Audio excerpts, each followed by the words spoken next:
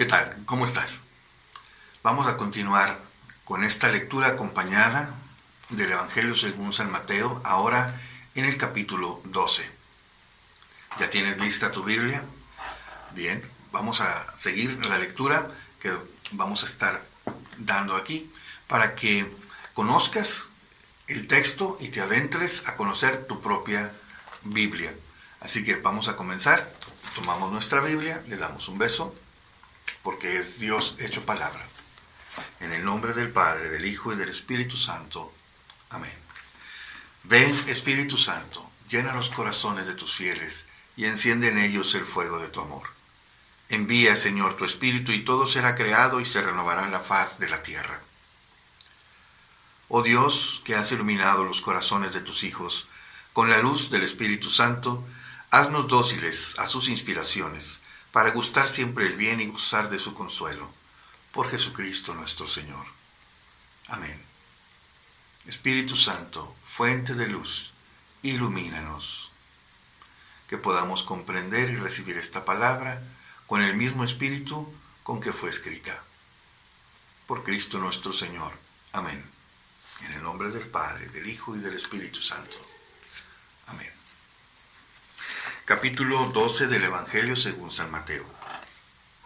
En una ocasión Jesús caminaba a través de unos campos sembrados. Era sábado. Sus discípulos sintieron hambre y se pusieron a cortar espigas y a comerlas. Los fariseos, al ver lo que hacían, le dijeron: ¿No te das cuenta de que tus discípulos hacen algo que no está permitido en sábado?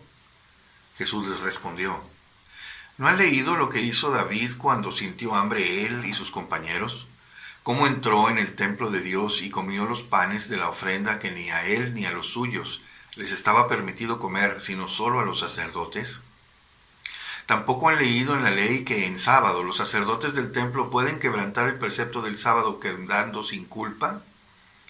Pues yo les digo que aquí hay alguien más importante que el templo.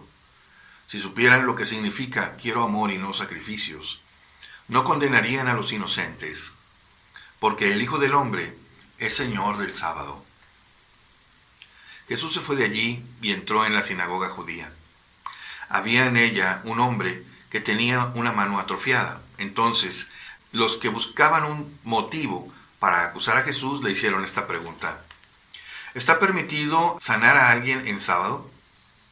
Él les contestó: si alguno de ustedes tiene una oveja y se le cae en un hoyo en sábado, ¿acaso no va y la saca? Pues un hombre vale mucho más que una oveja.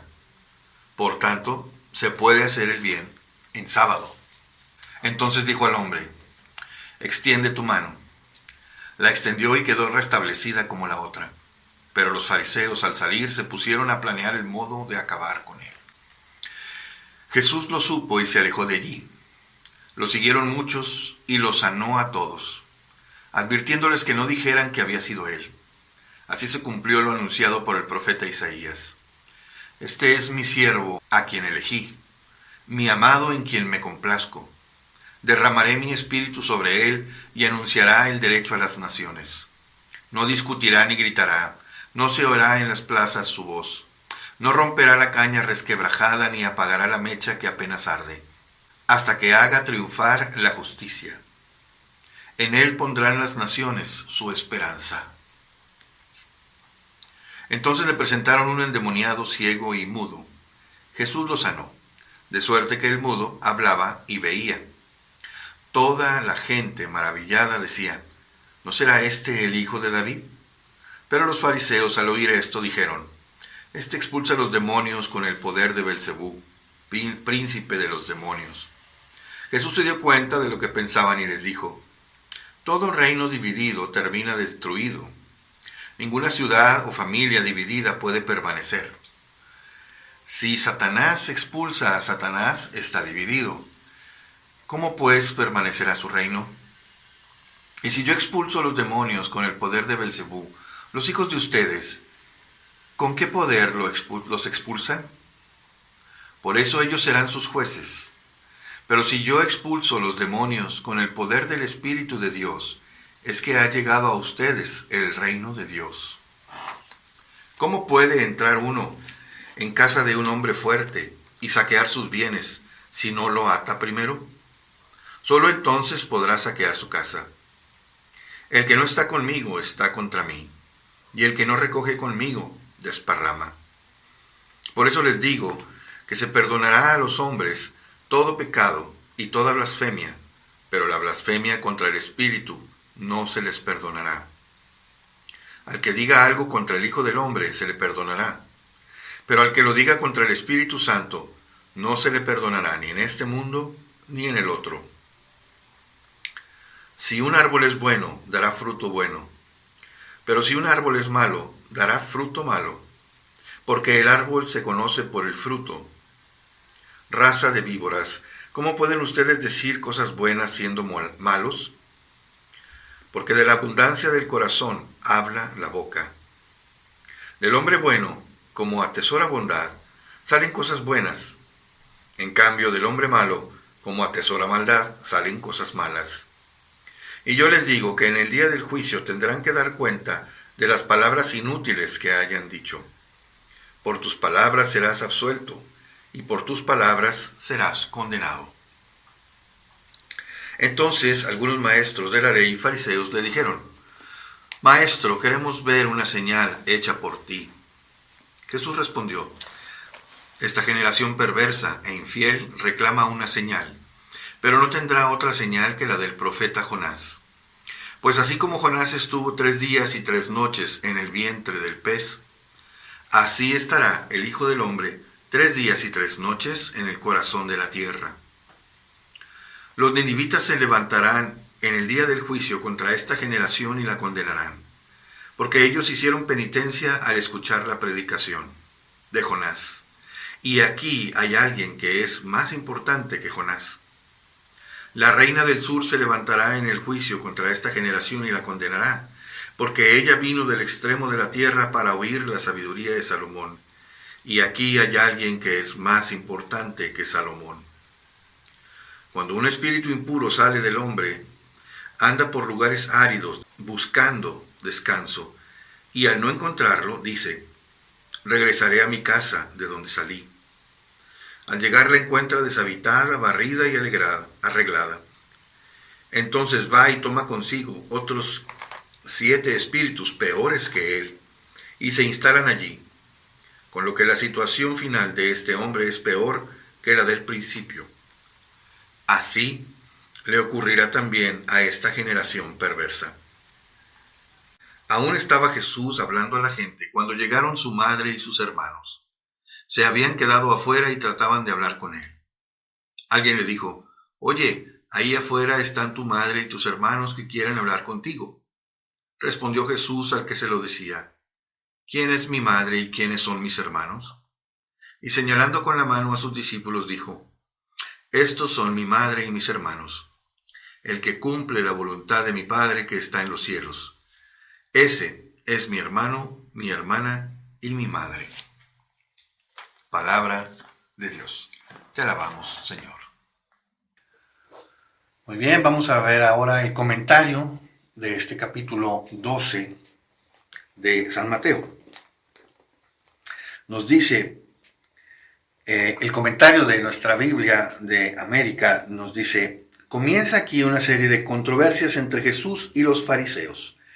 Las 2 primeras giran en torno al precepto del descanso sabático, muy importante para los judíos en tiempos de Jesús. Jesús muestra que ninguna institución tiene valor absoluto ante la novedad del reino que Él inaugura. Solo el hombre sí está por encima de cualquier precepto humano o pretendidamente divino. Aquí entonces, desde que comienza el capítulo 12, nos habla en una ocasión en la que Jesús iba con sus discípulos caminando entre los sembradíos. Era sábado, los discípulos sienten hambre y empiezan a cortar espigas y a comérselas. Y esto pues ya constituía hacer un trabajo, ¿verdad? Estar cortando espigas para comérselas, pues era ya un trabajo, estar cortando las espigas. Y los fariseos, que bueno, pues estaban constantemente como una policía fiscal detrás de Jesús y sus discípulos, inmediatamente los señalan y los acusan de no guardar la ley del sábado.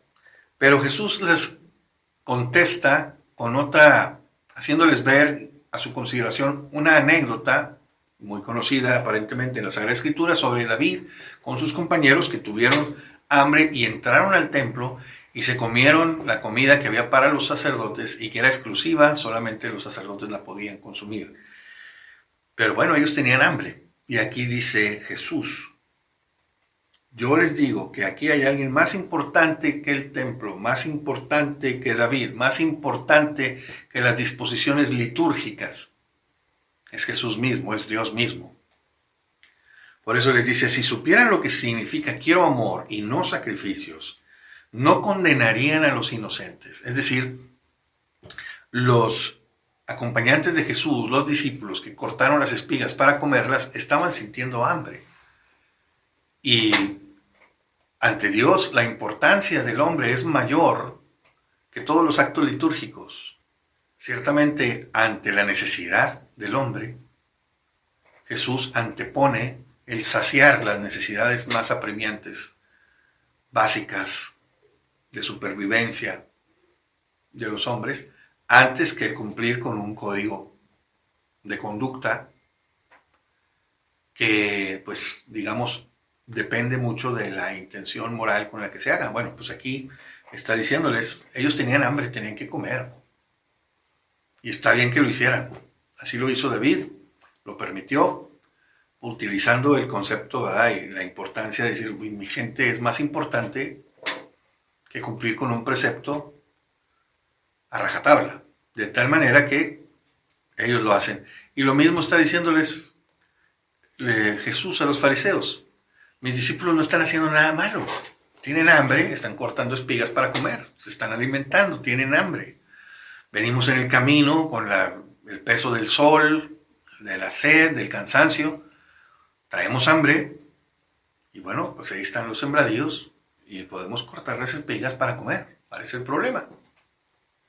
Pero bien, sabemos que lo que estaban buscando los fariseos eran argumentos para desacreditar a Jesús como el Mesías, como el Maestro, desacreditar a Jesús como enviado de Dios. Después de allí, Jesús se declara, dice, el Hijo del Hombre es Señor del sábado, Señor del sábado. Aquí con esto, fíjense, para Mateo, que es judío, con esto que le está queriendo decir el Hijo del Hombre, es decir, yo, el Mesías, es Señor del sábado. ¿Y quién era el Señor del sábado? Dios. Dios fue el que puso el sábado. En la ley de Moisés es Dios el que establece el sábado. En el séptimo día Dios descansó y lo santificó. Y entonces de ahí viene el precepto del Shabbat, ¿verdad? El descanso litúrgico, para dedicarle todo el día al Señor. Ningún trabajo era permitido entonces. Es decir, no por el hecho mismo de ejercer una actividad, sino por el hecho de que se trabajaba para sobrevivir, se trabajaba para comer, se trabajaba para... Pero algunos lo hacían para seguir ganando riquezas, seguir generando riquezas. Y entonces aquí Jesús está diciendo, estos están cortando espigas no por lucro, sino por hambre. Pero cuando hacemos las cosas por lucro, ahí sí dice el Señor, ahí ya hay que descansar, no es necesario el día séptimo, el sábado, el día del descanso, no andes buscando la riqueza, la avaricia, la ambición, o haz lo que tengas que hacer, si es sanar, como le preguntan más adelante a Jesús, ¿está permitido hacer el bien el sábado? Claro que está permitido hacer el bien el sábado. Dice Jesús, bueno, ¿qué acaso si alguno de ustedes tiene una oveja y que se le cae en un pozo, aunque sea sábado, va y la saca? No importa el esfuerzo que tenga que hacer, porque no es un trabajo hecho para lucrar, sino simplemente para, pues, proteger el patrimonio, para subsistir, ¿no? Si lo haces con una oveja, cuanti más, diría el otro, ¿cuánto más hacerlo con una persona que necesita ayuda? Aunque sea en domingo, aunque sea en sábado, aunque sea en el día de descanso, aunque sea cualquier cosa. Va primero el bienestar, la sanación, el auxilio al que lo necesita. Va primero. Jesús entonces, después de hablar esto en la sinagoga, donde había un hombre que tenía la mano atrofiada, pues le dice al hombre, extiende tu mano. Y el hombre extiende la mano y Jesús hace el bien. Jesús hace el bien en sábado. Es decir, lo que él predicó, ahí mismo lo hace. El ejemplo que él dio, inmediatamente lo aplica y sana a este hombre de su mano atrofiada. Pero ¿qué efecto causa en los fariseos? ¿El alabar y dar gracias a Dios? No. Dice, los fariseos al salir se pusieron a planear el modo de acabar con él. Ante el bien realizado a un hombre que lo necesitaba, a una persona que estaba sufriendo, a una persona que estaba en algún tipo pues de sufrimiento, pues Jesús que lo sana, pues da un motivo para darle gloria a Dios, darle gracias a Dios.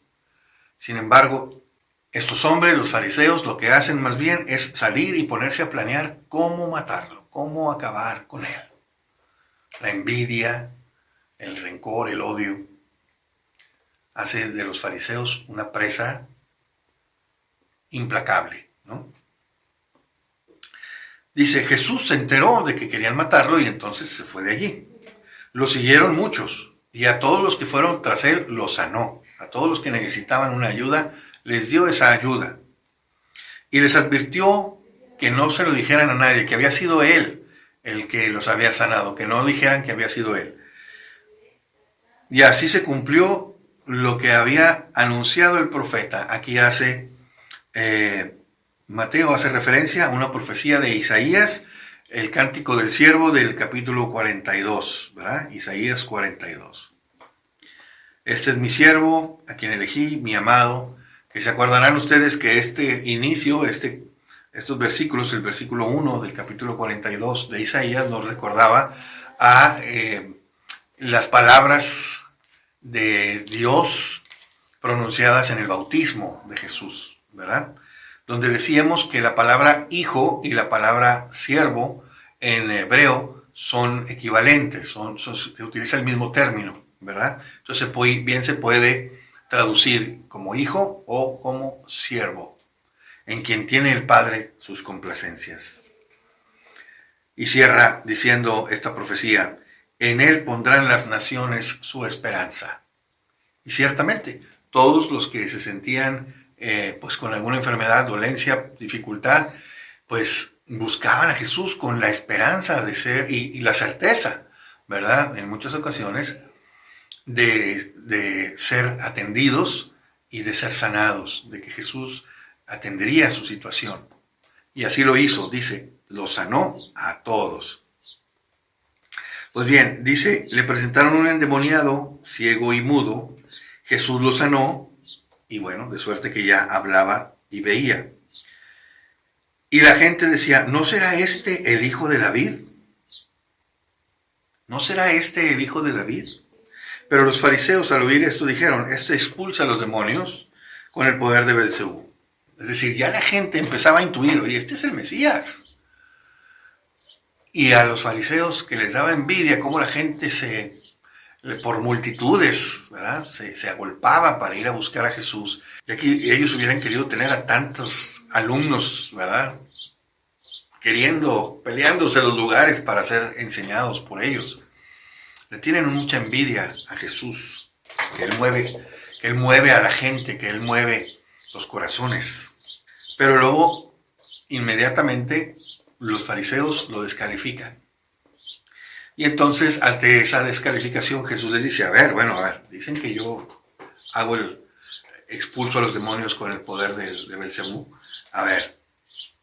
Si yo lo hago con el espíritu de Satanás, ¿con el espíritu de quién o con la autoridad de quién? Los hijos de ustedes hacen también esta expulsión de demonios.